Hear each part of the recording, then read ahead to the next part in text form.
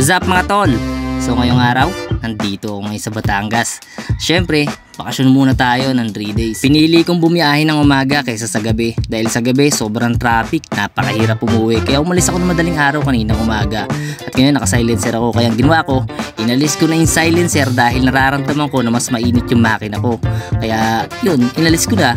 And syempre, namimiss natin yung ingay at saka yung magandang tunog ng ating pipe. Sayang naman yung M3 kung tatakpan lang natin ng silencer. Pagdating ko ng Santo Tomas, Batangas, inalis ko na yung silencer para naman maramdaman ko yung tunog ng makina at ng motor ko. Kaya ito ngayon, susulitin natin yung aking bakasyon ng 3 araw. Kasi kailangan ko rin magpahinga.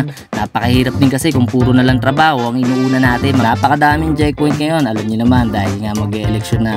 Kaya yung mga tropa natin dyan na mayroong bungad-bungad na makina, ako, takpan nyo na yan mga tol para iwas huli. Kasi alam ko yung kagaya nangyari sa tropa ko kagabi, nahuli siya dahil tinatawag nila na modified engine yung makina.